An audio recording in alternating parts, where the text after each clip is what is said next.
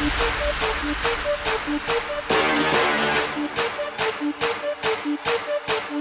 Pam, now we are live. Hey, great.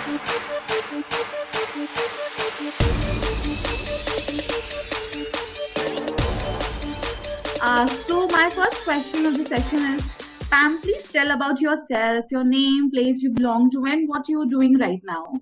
Okay, my name is Pam Perry, and I am president of Ministry Marketing Solutions, which is celebrating 20 years this year. Started in 2000, right? Kind of like almost pre-internet. And so I help speakers and thought leaders, those are their authors as well, thought leaders, that share the message into the world. So I show them how to position, how to brand, how to get media, how to get publicity for their platform. And I help them build their platform and their brand. So what advice do you have for entrepreneurial community to overcome this crisis? I would say to stay flexible, to really stay positive, and to really make sure that you connect with someone, connect with a coach, a mastermind, a group on a regular basis, someone that's checking in on you.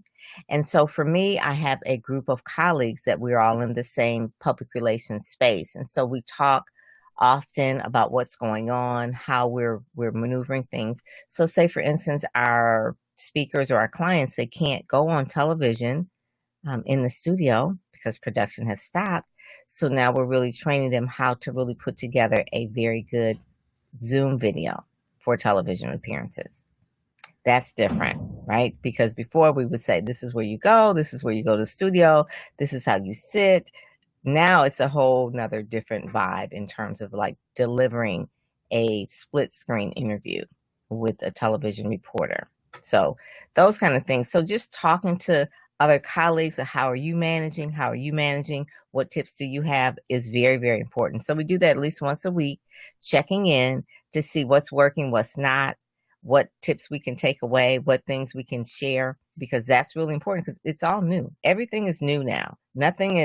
No one's been in this space before, right? This is all new. So we're really just relying on each other for support. And so finding your colleagues or your mastermind or even a coach to help you through that. And I would say too, a lot of people should stay off of social media. I think that'll be a black hole that they'll go into and never want to come out. So I would say just keep your focus, keep positive, and really make sure that you are staying true to your goals. Write your goals down and look at them every day. Please tell us about yourself, your story, your hobbies, passion, and other things that you would love doing as an individual and entrepreneur. Right. So one of the things that I love, always have loved, is reading and writing. Reading and writing, and also listening to other speakers. Always have. And maybe it's because I grew up next door to my pastor, where I went to church growing up, but he had a humongous library. And as a kid, I used to always just relish in his library, reading his books, because he was a PhD and he had a lot of books. He was always studying, and he had a lot of psychology books, and I would read a lot of those books. They were motivational books as a young child, like about 11, 12, 13 years old. Well, eventually, one of the things I also love to do was promoting. So I love promoting. If there was a book that was really good, I would tell someone that this really book changed my life, whatever. That was just natural for me to always do. So I love reading. Obviously, I love writing. The same thing. Went to college, majored in journalism. Love journalism. That was the thing that I did. Love speaking to people, talking to people, going to conferences, taking information and turning into stories, whether it was on radio, TV at the time in college, on our radio station, or I worked in our newspaper. And eventually, when I graduated, worked at a newspaper. Newspapers aren't as big as they were back then. 3 decades or so ago, I worked for a major daily, and I actually worked in our advertising department. I wrote copy and I sold ads, and I also did stories for our classified section, which basically were business profiles, which I found interesting. I love doing business profiles for our classified section. So I did that for about 7 years. And I guess you would say I kind of got bored, or the newspaper industry was changing. And I went to go work in radio, did that for a while, got bored, and then I actually went into PR. Okay, so when I went into PR, I actually loved it because then I can communicate with print reporters, radio reporters, TV producers, as well as write my own copy. I mean, I just loved it. It was the best of everything. Did that for a while until I got married and had my daughter, and I wanted to work on my own business. So I started my own PR firm. The PR business, before I actually started my firm, I was PR director for the Salvation Army. I did that for about 7 years. So as a PR director for the Salvation Army, keyword salvation. So that's why I started my company, Ministry Marketing Solutions, 20 years ago, right? 20 years ago. So being that I had worked in the community, worked in print, worked in radio. I was also a producer for a Christian television station for a while. I did all of that, radio, TV, and print. But this is 2000, so the internet was just starting, really. So at that point, I'm taking my clients. At that point, they were ministers, they were churches, they were motivational speakers, and I was showing them how to navigate online. And they went kicking and screaming, almost like a lot of people are doing today. So a lot of them are kicking and screaming. So I'm showing them how to navigate Facebook, how to navigate social media, how to put together a website, how to do email newsletters. That was all new at the beginning. And I did that for a long time, really just sharing with people, not necessarily traditional publicity at this point, not anymore, because I knew it was navigating. I called it PR 2.0. Please share your entrepreneur journey with us. How did you get started in marketing industry?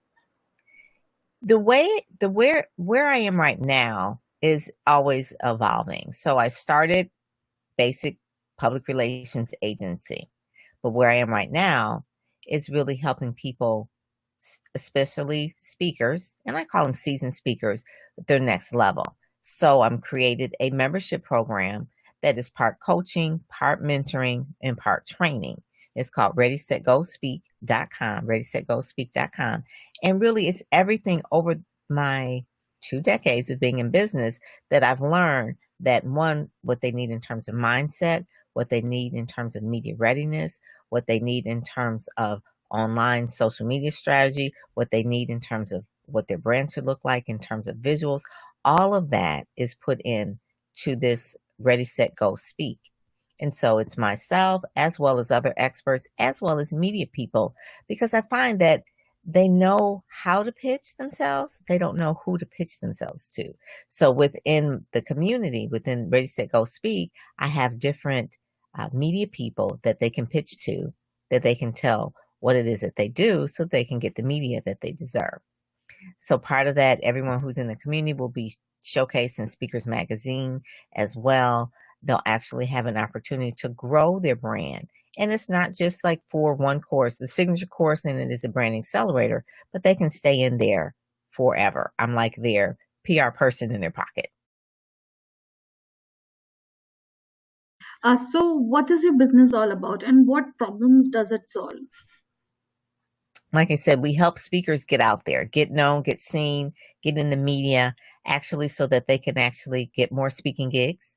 The more publicity they have, the bigger their platform. They have a bigger platform. That means that they'll get more clients because we teach them, okay, you speak, but we teach them how to speak on the virtual stage as well. But if you're not speaking, what other programs do you have? Okay, so we teach them how to publish, how to promote a book, how to actually leverage the book, how to leverage their own publicity. So Pam, what does being an entrepreneur mean to you?